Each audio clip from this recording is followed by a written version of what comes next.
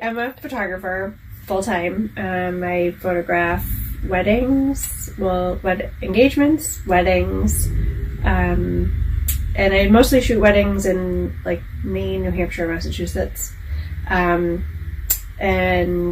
families, maternity.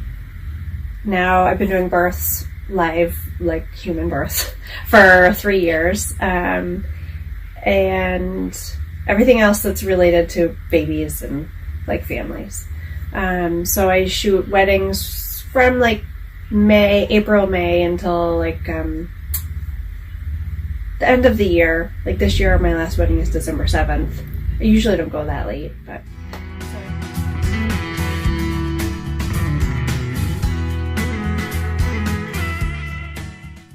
These are a very aggressive type of photography. I only do like max 12 now. 10 is like my happy number. I used to do up to 20 a year, and then when I had my third, I kind of cut that in half. But weddings are very demanding. Even it's like you don't get it until you do it.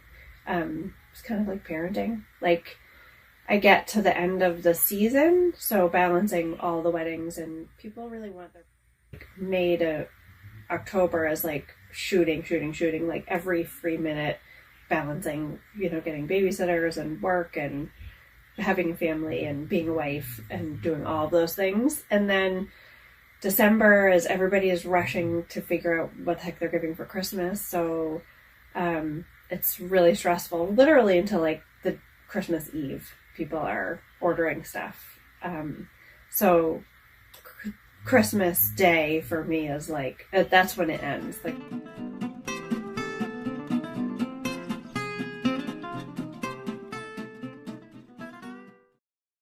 actually take weddings sparingly.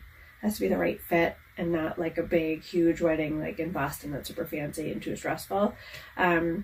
So, because January and February and March are like time to like breathe and recenter, work on my website, work on promotional materials, like if I need to do new business cards or something like that. All that stuff takes time, and like gym again, like stuff like that.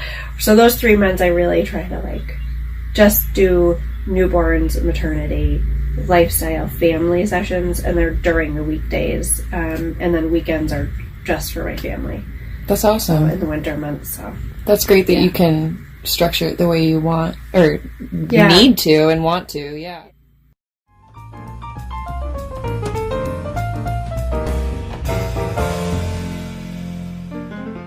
Go to college for photography, but I've started, my first class was my senior year in high school, and actually the summer after my senior year I just happened to photograph a wedding film.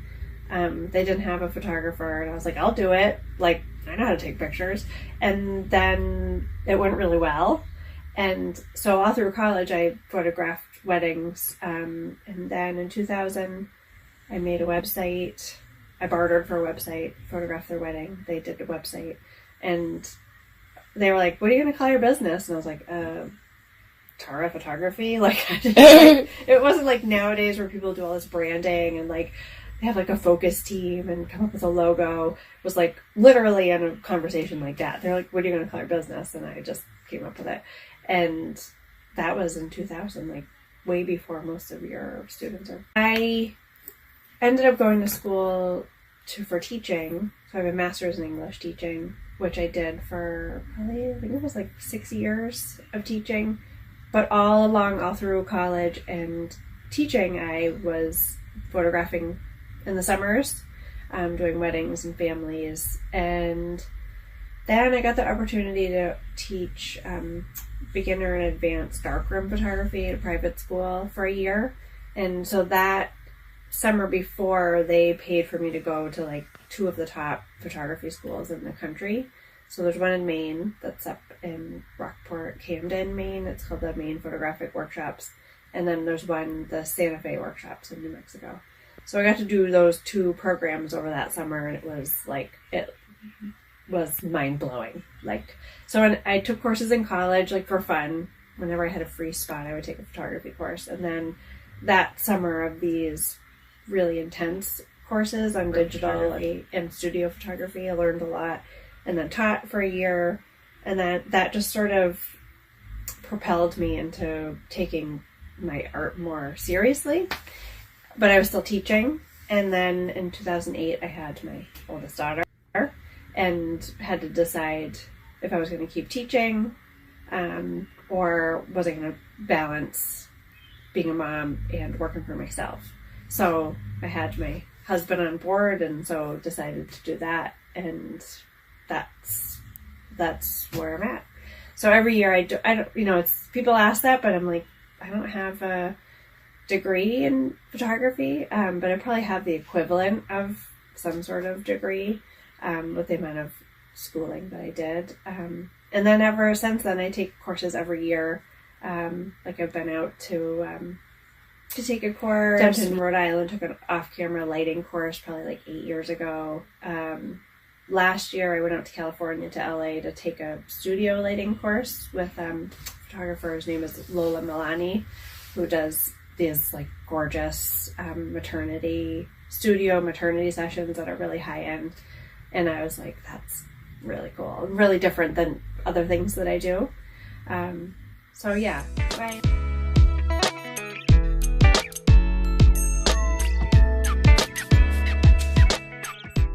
Are Friday, Saturday, Sundays, and they're really long days. For me, it's the whole day. Like from the time I wake up, I'm getting ready to leave for a wedding. If it's a wedding that's up at Washington, it's almost 3 hours drive. So mentally, I'm on like 100% from the time I wake up until I go to bed. So, and then usually weddings, they'll hire me for 8 to 10 hours. So I'm just how long I'm shooting. And they usually show up early, if it's a new venue in particular, and then we'll shoot till the end of the reception. So, end at 10, and then it's a long drive home. So they're really physically demanding, and you're really running it. The way that I work, because I don't work in a studio, I work on location. So I work with families in their homes. I shoot weddings on location. Portraits are always like outdoors or in the home. So it kind of is dictated by the temperature, like the weather that I'm in. Really different. I make my own hours. I take what I can. Like this is my kids' school vacation week, so I didn't take any shoots this week. I have in the past, and it's stressful, to like hire a babysitter for 4 hours at $15 an hour to go do a newborn shoot. It's like, is it really worth it? I'm, spending so much money just to pay to go do the shoot. And so I just learned these things. I'm like, I'll do it Saturday or I'll do it Monday. The baby's still a newborn. You know what I mean? So.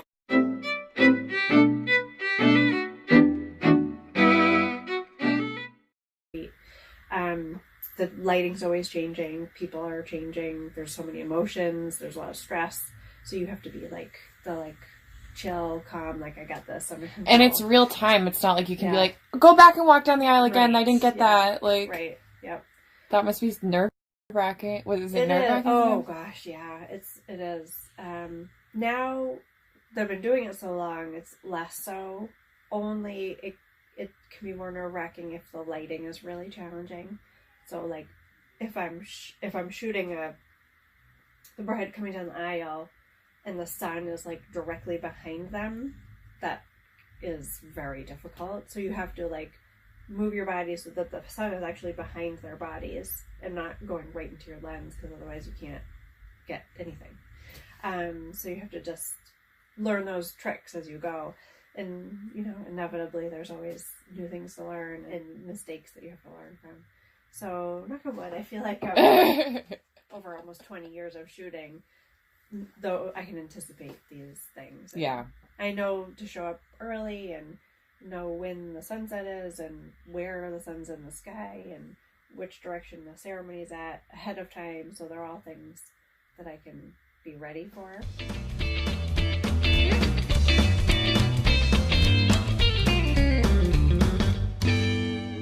oh, can you do a headshot? And be like, sure, I can do a headshot.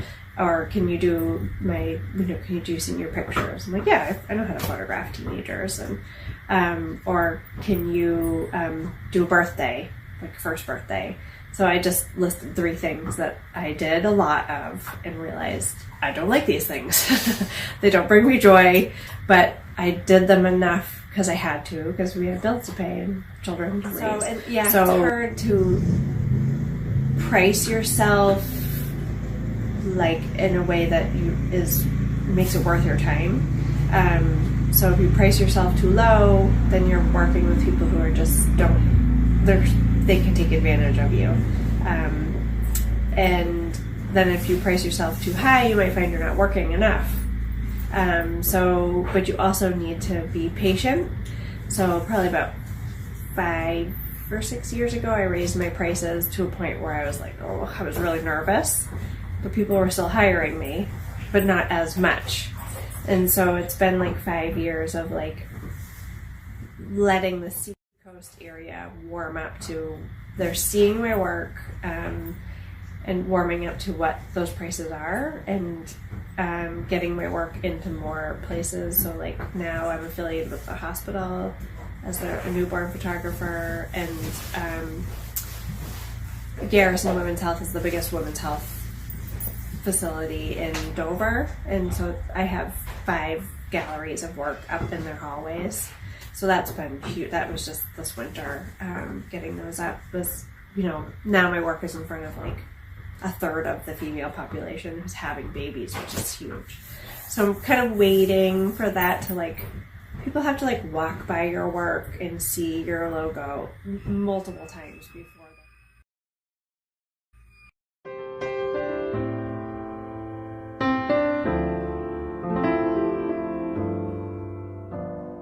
this. It can't just be about what the business is, like whether it's photography or like lawn care or painting or whatever your job is. You have to know the business end of things. So I wish that I had taken some business classes, like basic business end of things, like how to market yourself and how to keep track of everything and pay your quarterly taxes. And I've had to teach myself and learn along the way and ask a lot of questions and ask other more experienced photographers, like, you just suck up your pride and be like, all right, how do you do this? Because I don't know how, I feel like I'm doing it wrong. And they're always, the right people are always happy to share. It's just educating yourself on like, how do people find you? And now having to follow up and saying, okay, can you do a review for me? Like, do you mind, like, and encouraging people to share. And you sort of have to like do it in a way that's not abrasive and pushy, but like, and also rewarding them. So like, hey, can you give me, if you can do a review for me, I'd, give them like a credit towards a future session.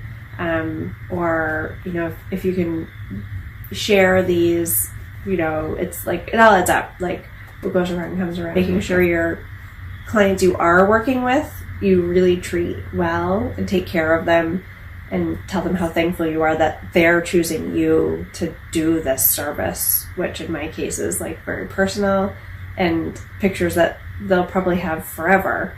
So it's really an honor to be chosen to do that for them. On such a big day. And people want to know, like, how do you learn and how do you get clients? Basically, you just have to always be practicing whatever your art is. Be really passionate about it. Like, not only do it just to make money, but do it outside of that. New people who are excited and they're excited about the fact that they take good pictures on their phone. That's usually how it starts. It's like, oh, you take really good pictures. And what that means is you have a good eye for composition. So when people are telling you those are great pictures with your iPhone, they're saying, I like how you compose that. But there are also people who aren't necessarily photographers. They're just people in your life who are like, wow, those are really good. So best way to get started is to buy a real camera, a DSLR, and put it in manual mode, and just don't be afraid to use it. Don't be afraid to mess up, and actually shoot. Like, bring your camera everywhere and shoot everything in all sorts of light and all sorts of people, and shoot landscapes, do pets and people and street photography and flowers, and try different lenses, and just don't be afraid to fail. And then you'll start learning how to use a real camera. And also ask people who you know are going to give you real feedback for feedback. Like, post a picture and be like, to people who are photographers, and ask for real feedback. Because your friends and family are always going to be like, oh, that's so beautiful. And that's not going to make you a better photographer. So you have to, like, take criticism. That's so yeah.